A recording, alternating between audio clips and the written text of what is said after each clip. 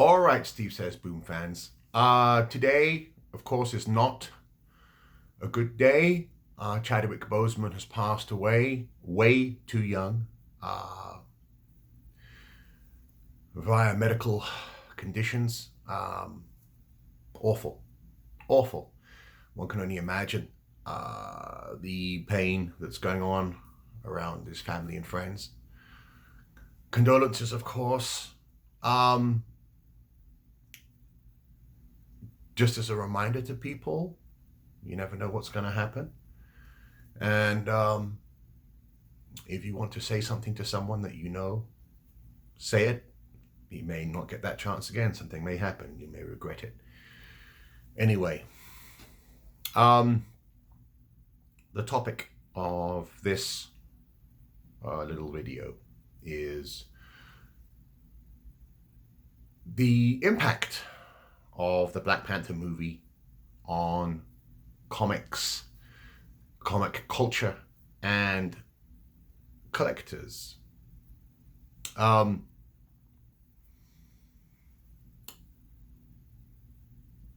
Panther came out, of course, a couple of years ago. Before that, we had the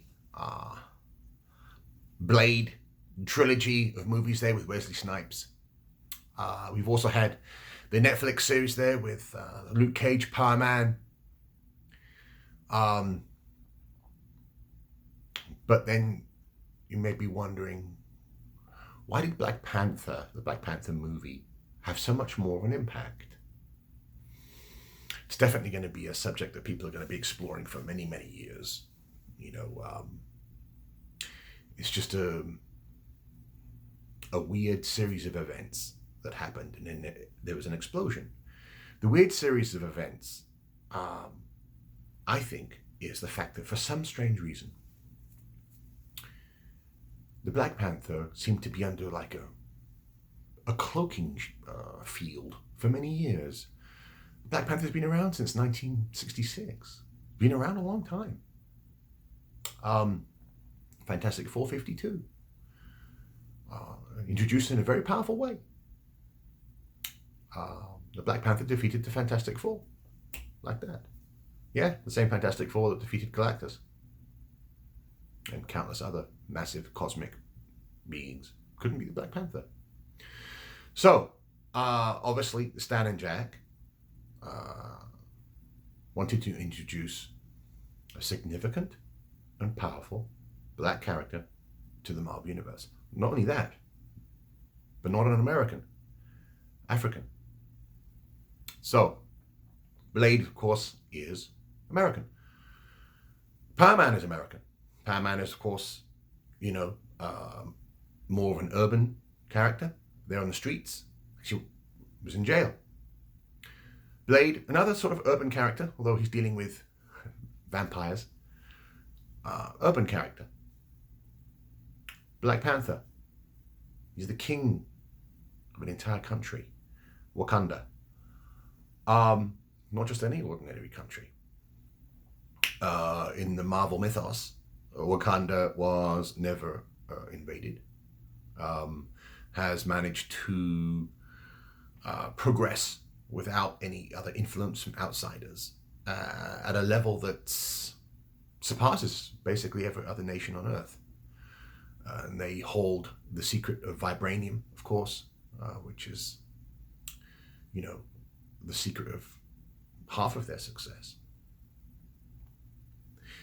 But more importantly,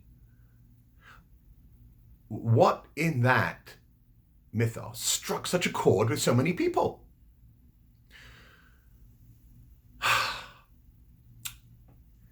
I think basically the fact that Marvel was able to create this mythos of a powerful African nation and allow imaginations to run riot. What if? You know, as we know, Africa has a troubled past. Ever since colonization, it's never really settled. There's a couple of nations that are sort of successful, but there's always problems, there's always starvation, there's always war. It's just a mess. So 9 times out of 10, the news you're getting out of Africa is usually there's a famine, there's a crisis, there's a war, there's a genocide, like in Rwanda. It's not really that good.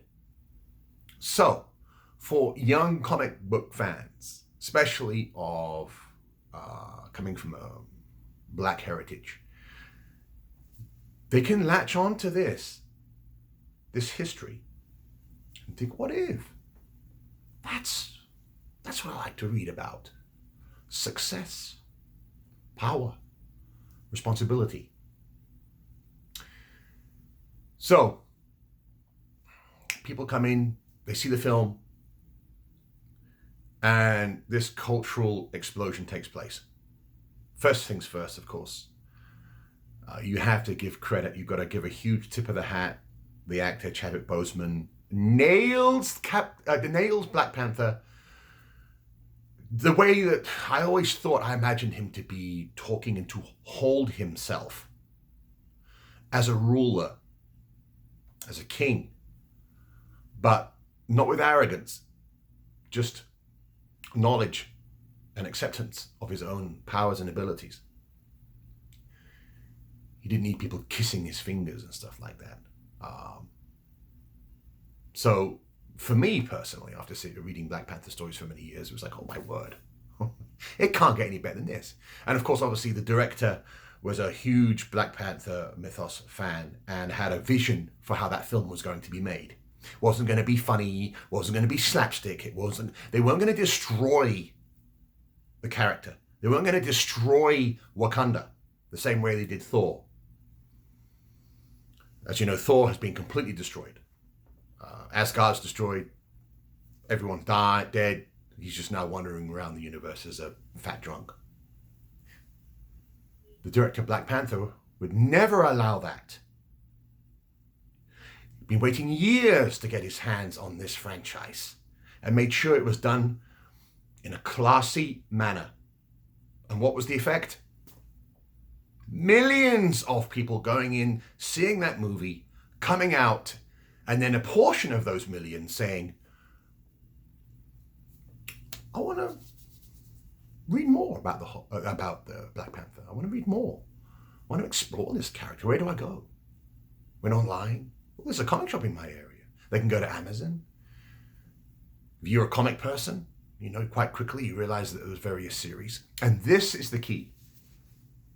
I don't know whether a lot of you understand this. The speculative bump that the Black Panther appearances got after the movie have not sunk down like previous other movies. Appearances by Doctor Strange and Thanos and all the other characters from other movies, Iron Man, whatever it is, they've, stabilized, come down. They're higher than they were. Black Panther is a completely different beast. Fantastic 452 has held its value like no other. It's still up there. People still coming in. That's their grail. Not only that, and this is more significant, not just that one key, but I'm talking about entire series. The jungle action stories from the early 1970s. They exploded up.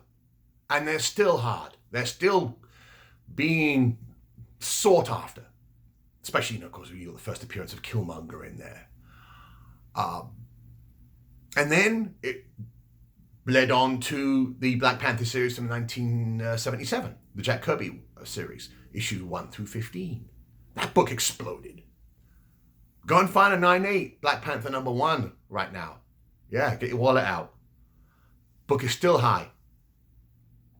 Even more extraordinary, in my opinion, especially as someone who does restock and back issues and sales with people coming into the store, were the sales of the back issues from the 1990s.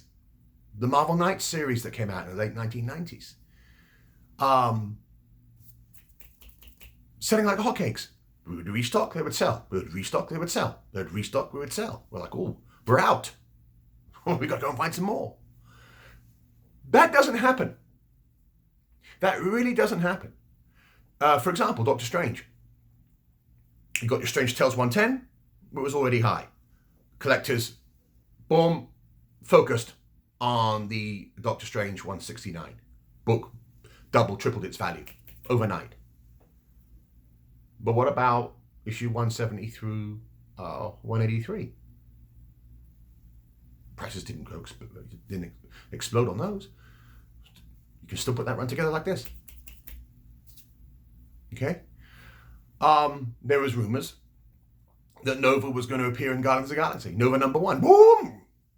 Nova! Boom! $1,000 book in 9.8. Are you kidding me? What about Nova 2 through 25? Mediocre. Some sales. Nothing massive. Go ahead and try and put together that run of Jungle Action. Every issue is going to hurt. If you want a nice, clean, good-looking issue, you're going to pay. Because the demand is that high. Even the Black Panthers from 1977, 78, 79. Take a look at the price of those books in context and compare them with other books of the same era. More expensive than the Avengers of the same era. You know, even more expensive than the Amazing Spider-Mans of the same era. Just extraordinary. So, let's just get that straight. For right now, nothing has come along, or I can't envision anything else coming down the pipeline. There's going to be to match this comic speculator explosion that happened with Black Panther and all of the runs. And of course, the major key, the Fantastic 452. Something else had to happen for that to occur. There had to be an extraordinary amount of interest, something that was different from people who like Blade and different from people who like Luke Cage Power Man. They were able to gravitate toward the character of Black Panther, the mythology of Wakanda, and what it stands for. Okay, that's the thing, that's the key. What it stands for. It gave a lot of young Black readers a chance to focus on something extremely positive. We're not talking about someone that was in jail like Power Man. Okay, we're talking about a king running his country more successfully than any other country in the world. It's a beautiful dream, right? It's a beautiful thing. Also, you really do have to take into account the care and attention of the director. And the fact that, obviously for Black Panther 2, I don't expect them to destroy Wakanda. I don't expect them to just kill all the characters off like they did Thor. I mean, literally, if you're a Thor fan, what do you have now? Bumbling crybaby gets fat every now and again, going off in space. Someone else was... Where there is no Asgard. Can you imagine if that happened to Wakanda? No. That director would not allow that. It's a powerful character, a powerful mythos that was not going to be ravaged and destroyed. So I expect Black Panther 2, 3, 4, 5, 10. I expect Wakanda to be there, to be powerful, and to be this dream that readers, watchers can envision and enjoy forever. Don't destroy it. So, there is a difference. The whole Black Panther franchise, you try to put together a nice Black Panther run right now of all the series and keys. Woo! It's going to be a tough one. There's a lot of people out there always on that hunt. So, I just wanted to explain that. That was my subject for this video. It wasn't going to be, of course, the subject. I was going to do something else. But this unfortunate, tragic passing of Chadwick Boseman warrants something like this. Can only imagine, the ramifications in the next couple of days of what's going to be going on in the weeks to follow. But for our Steve Says Boom fans, I just wanted to let you know, in terms of right down here in the trenches into comics, the effect of that Black Panther movie. Boom!